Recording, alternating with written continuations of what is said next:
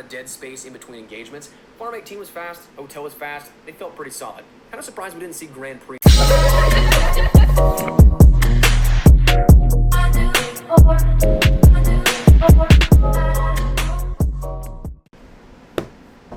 Good morning, what is going on, guys? Welcome back to the channel. So, right now, let's go get some coffee. Cause, yeah, it's early. Go inside, pup. Coffee time.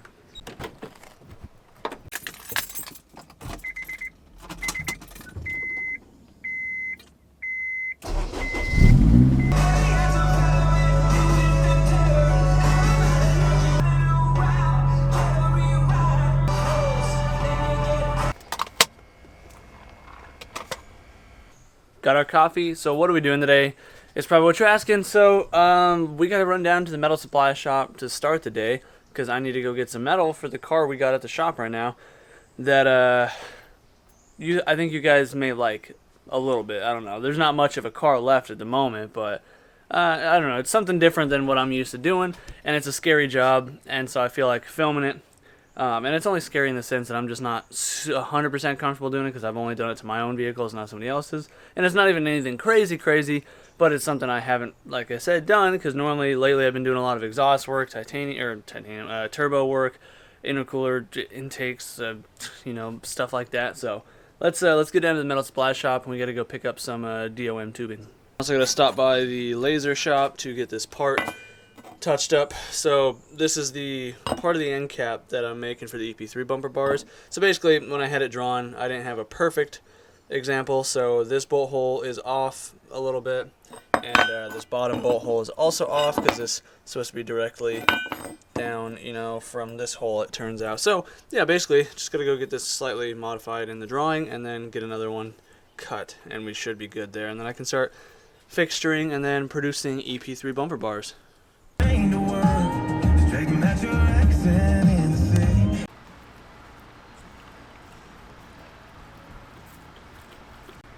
Alright, finally at the shop now. Went and got some steel, so I got 4 sticks of 1.5" 120 wall DON tubing, and I got a couple of sheets of, what was it, 16 gauge. So let me go show you exactly what we're using that steel for. So this thing right here is what we're working with. So if it looks like a CRX, it's kind of what's left of a CRX. Let me show you around it a little bit. So this thing, I don't even know what year it is, to be honest. Basically, the only thing I know about it is that it's been around the drag racing scene here in Arizona for quite a while. Sorry, let me get away from the swamp cooler in case there's wind getting in the mic. But yeah, basically, this thing was a drag car for a long time. It was K-swapped. I'm assuming probably, you know, K-turbo at some point, because this thing's got plenty of different weird mods on it. So it's got the K-swap, it's got whatever that is right here. I don't even know what that's supposed to be. It's got, you know, its own modified battery tray up here. I'm assuming this was some sort of maybe a bar to protect maybe a power steering reservoir, or mount off a power steering reservoir, or maybe protect a small fuel cell or something.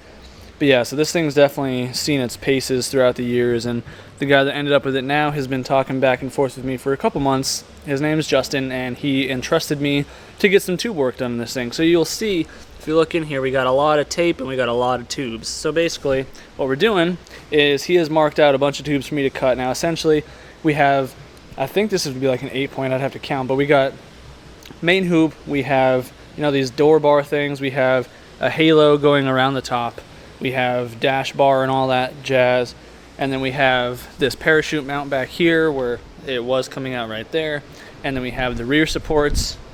Get away from that freaking swamp cooler, that thing's blowing. And yeah, so essentially what I'm going to be doing is cutting out everything from below shoulder height down and forward of the main hoop. So all these with the X's on them, like these silver Sharpie marks, that's all getting cut out. You know, those are getting cut out, that's cut out, that's cut out. And then I put duct tape over there to mark where I'm cutting those ones out. So yeah, basically this harness bar and the X and stuff down to the tunnel there gets cut, and door bars get cut. And essentially what I'm doing is this guy made it pretty easy for me, and I already took my notes so I can start pulling tape off as I'm working. But basically, you can see here, we have tape here, so this is going to be gusset, same on the other side attaching to the B-pillar, and then we have tape all up here, so this is all going to be a gusset plate, and then we're going to be making a rear X right there, as you can see, rear X across the back. We have this I think he called it a sissy bar. I call it a driver support bar. So driver support bar in the main hoop here, and then we will be making a harness bar that comes back about 7 inches from here. And then the biggest stress I have about this job more is just we're doing NASCAR style door bars. So got to cut the doors up a little bit, you know, cut the skin out, and then we got to start doing that stuff. So today is primarily just going to be me cutting everything out and getting this car prepped. This is probably going to be a 2 or 3 part video depending on how long this work takes. I'm hoping to have the work done within a week, week and a half, because, you know, I am trying to get paid and the guy's trying to get racing. So we're going to try and do what we can in a shorter amount of time. It's not that much work like it is, but it isn't. So yeah, realistically by the end of today, I would like to have all the tubes cut out that I need to cut out, and then hopefully I can have the parts at least starting to be prepped, the weld area starting to be prepped on the main hoop and such, and the shock towers to be welded. So I'm just going to load up a battery and a blade into the Sawzall, throw my headphones in, get some goggles, and set you guys up, and we're just going to get cranking out on this thing.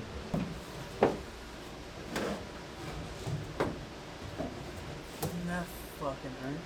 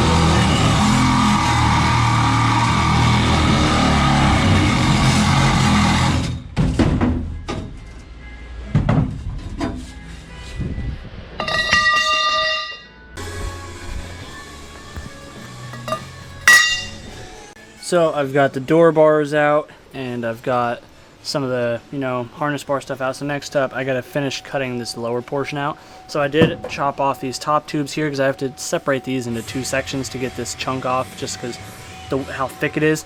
So yeah, to get this base plate here, because you know the flat bottom this guy added in here at some point, it's just riveted in. So I just got to drill the rivets out. There's a bunch along the front here, and there's a few along the top right along there, and that should give me the you know, be able to let me take this thing out, and then I can finish cutting these here and over there.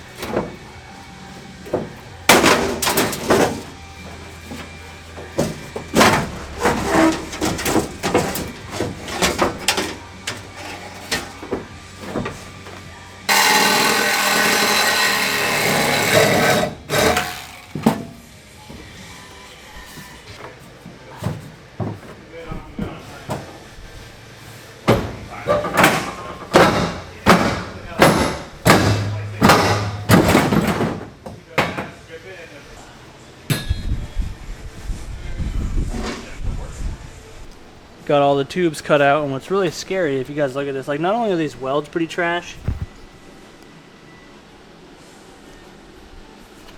but they're not even welded like on the backside. Like look at that. So not only is it just pretty poorly welded, they didn't even cope it right, which like I do get coping is tricky, but like they didn't even try to fill this, and it's almost like they added this after they added this flat section here. So that was easy to take out. Like if they would have drilled that out, they would have just had to put some new rivets in it. So it's like that was already in the car before this section went in. So they didn't even attempt to weld this. So yeah, as the guy basically said, oh, and then like this is not welded, these aren't welded, and there's some more sections in the cage that were just like that.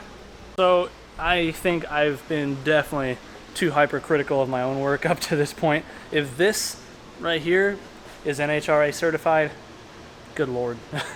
I mean, that gives me high hopes for my own quality of stuff. So yeah, I'm gonna keep going. Normally, from what I've seen, at least in some videos, a lot of guys, maybe it's because they're personal cars, these little nubs that get left behind. So some dudes just leave them. I personally am gonna try and grind off as much as I can. If not, try and get the more accessible ones all the way flat. Still gonna knock off these 2 tube pieces on each side.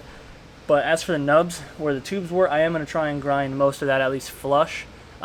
More just because I want the guy to know that I took my time to try and do this stuff, and because personally I think that's kind of dangerous. I mean, and it just looks ugly. So I don't know, I'm gonna go ahead, I'm gonna just knock that out for a while. That's literally just grinding. I'm gonna just pull out the grinder and the flap disc, so I'm not even gonna bother filming that. And yeah, we'll see you guys probably in a couple of hours. My goodness. All right, so we got, well, I got all the tubes out. Just finished grinding them all flush and vacuuming, and honestly, other than the grind marks, I think I did a damn good job, and you'd never be able to tell that there is tubes on the front part of this car. I did a really good job. I'm stoked. I'm proud of that. So yeah, it's I don't know, my watch is over there, so it's it's 5:30 right now in the evening. So pretty much the only other thing I need, well, ideally, I guess I can start trying to line up tubes, but we're going to save all that for the next video, because I want to just, I don't know, draw it out, I guess. No sense in trying to rush through the footage of that, because it's going to be a lot of work. But yeah, I just finished cleaning that up, just vacuuming the car out. Yeah, so you know what, I'm just going to pick this up tomorrow in the morning when DJ gets here, and we'll hang out with him. We're going to try and knock out his torque sensor. I still have to try and measure the general areas that I need to prep, and then start cleaning up the cage for the weld spots. So we'll do that tomorrow. I think I'm gonna wrap it up for the evening. So we'll see you guys in the morning. All right, good morning, guys. Welcome to the second day. So I've got some coffee. I switched it up today. I didn't go to Starbucks. I went to Dutch Bros. I don't know if Dutch Bros is on like the East Coast. I know it's not in the Midwest, or at least I'm pretty sure, because I didn't see it when I lived in Wisconsin. But if you don't know what Dutch Bros is, it's kind of just like your run-of-the-mill coffee chain with all the bros and where all the college kids work. But it's got good coffee. So yeah, support local type stuff. I don't know. Yeah, and I had to run to Harbor Freight. Had to get some more wire wheels because I was out of like these circular style ones. Because I used them all.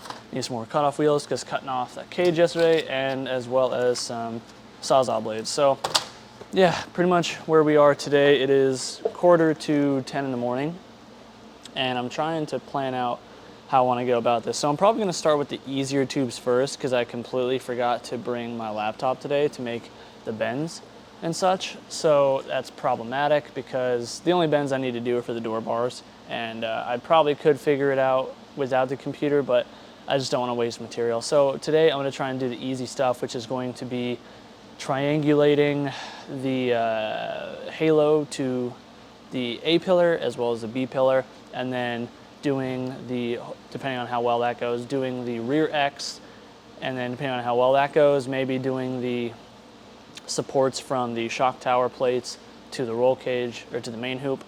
So yeah, hopefully the audio sounds okay right now. I'm just using my lavalier mic because I felt like, having some distance between us. I'm sick of being all up in your face all the time.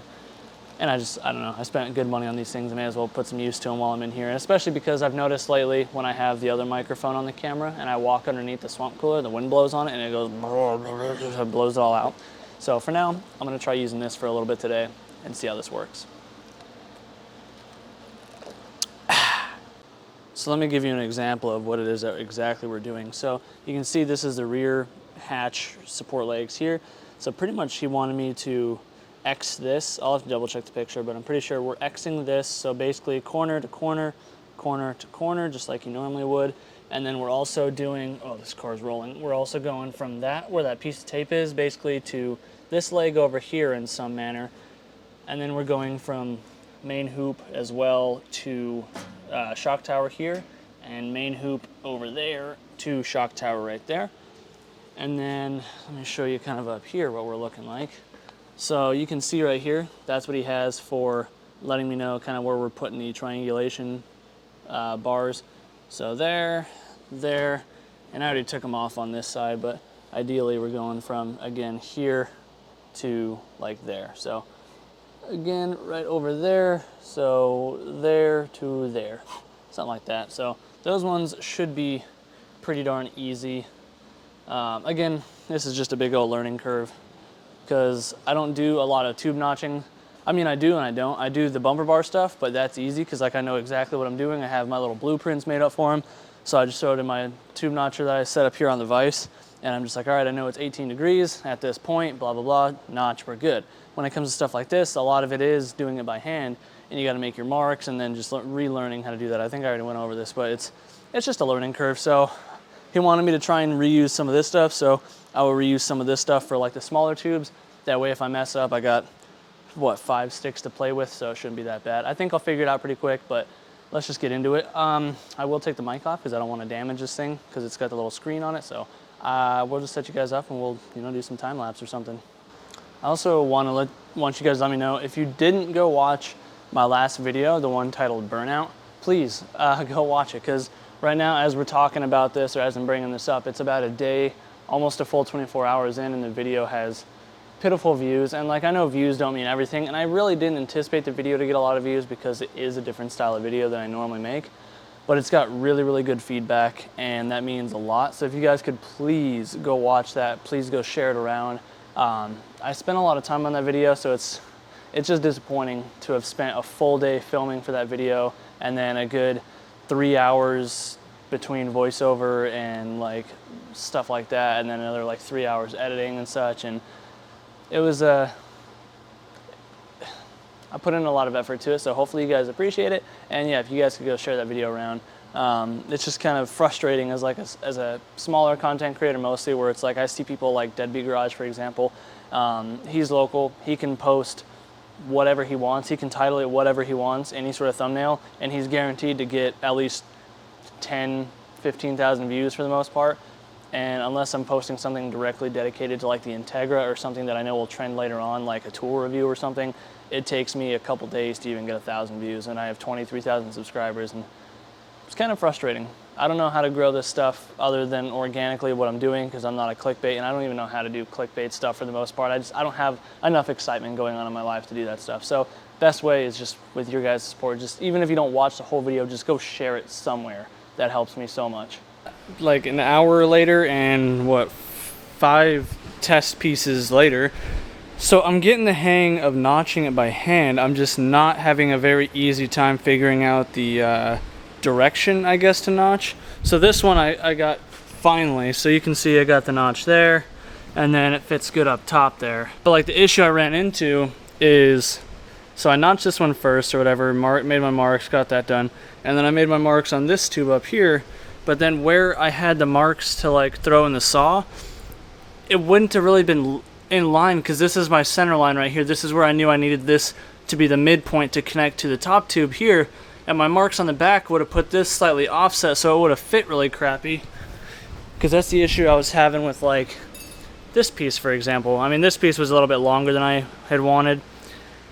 So this one I got lucky. Basically what I did for this is I made that notch first, and then used my digital angle finder right here to mark that, and it was like 47 degrees. So I set my tubing notch up to 47-ish, and got the notch and made sure to make note of my center line there, and that worked. But I can't do that, I know, for every single one, especially if it's a more extreme angle, because, you know, my tubing notch only goes up to 50 degrees. So either way, I'm stoked that I got it, but I can't really figure this out. I think part of the issue I'm having is because it's not just like a tube to a tube, like a 45 type, like a two-dimensional plane, I guess. It's kind of three-dimensional.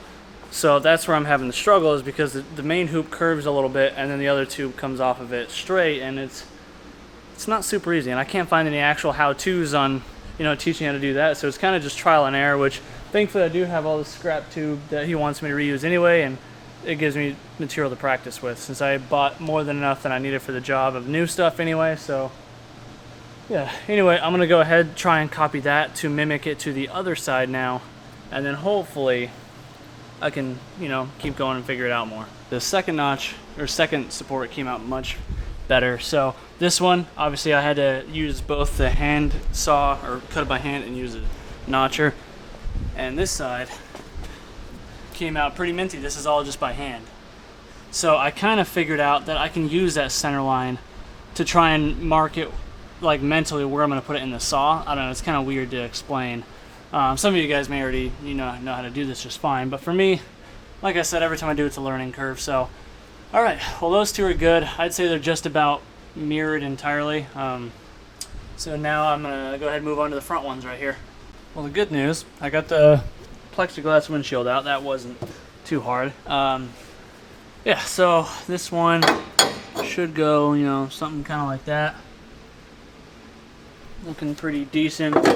And then this one over here, I just finished about 10 seconds ago, so that one's looking something like that. So almost identical. Yeah, we're making progress. So I think next up, I can probably, you know, start cleaning those sections of tube up, and I can get those pieces tacked in really quick. Because after those four are in, that would mean I could start making the rear legs back here to go from the main hoop to the shock tower. Those ones should be pretty easy.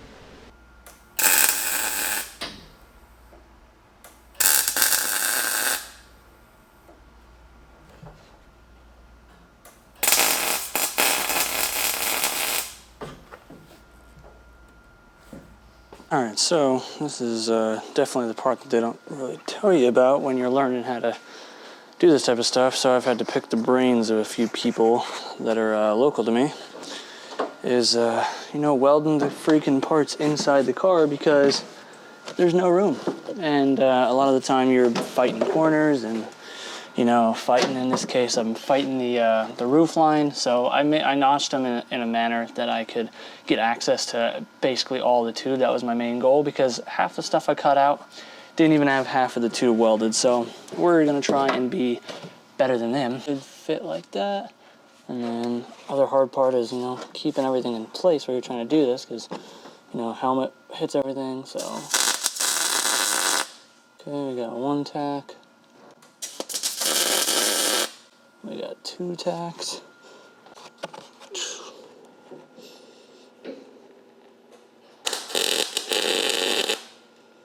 That one was a little lack of gas because of the way the torch was, but oh, dude, I hate this Miller helmet so much. It always wigs out, like, ugh. Okay, there we go. So we got 3 of the 4 tubes I've done so far. Yeah, so one more and then we can go in for final welds, but I'm not gonna final weld anything until everything is all tacked in place. So right now I'm working on building the rear tube that's gonna go from the shock tower here, which I've already cleaned off the paint off the front of this plate, and we're gonna go to the main hoop here, which I've already also cleaned that off because I kind of measured that earlier. So this, basically I already cut the end of this here, so I'll show you what I do normally. So in this instance, I know it's gonna be hard to see because the camera's not zoomed in, there's shadowing, but I'm gonna set the tube like this, and you're gonna see that there's a gap on this end. So basically what I do, for the most part, I usually just eyeball it, to be honest, but you can measure the distance that it is from the gap to, like, from the tube to the plate, and you just transfer that to the other side of the tube. So in this case, it was roughly a 1/2 inch. So I just marked 1/2 inch, connected the line and then cut at that angle. And now you will see that that is a almost perfect fit. I could probably fine tune the inside just a tiny bit, but that's more than good enough to weld on. So now, in this case, I can come in here, I can take my marker, and I can mark my throat line for notching. So I know that it's gonna be roughly there. So in this case, this is gonna be the side. And this one, because it is just a straight notch, I can throw this one in the tube notcher just fine, and should make it pretty quick.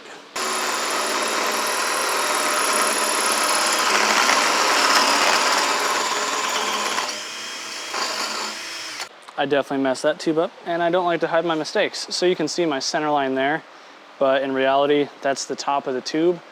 So when I was making that, I knew that that needed to be facing towards me, so ideally, I should have been notching through the side of it. Instead, I notched it through the, technically the bottom of it. So yeah, now I gotta redo this whole piece. So thankfully, it should be pretty simple, but yeah, mistakes happen.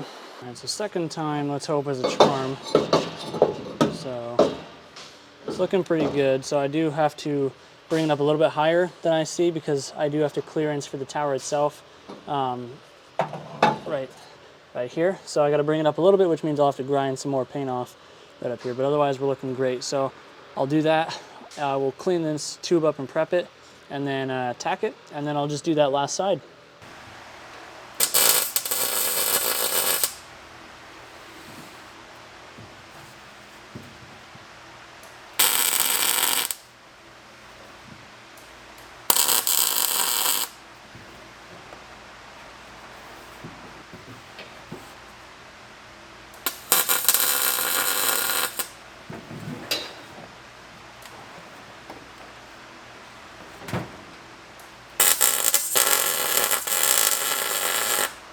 All right, you guys saw me weld up the last, well, tack up the last bar. It is 5 o'clock. I've been here since 9, up since 6. I'm exhausted, so it's slower progress than I had hoped for, but again, there's that big learning curve aspect of trying to relearn how to notch all the tubes by hand, but we made good progress for the day.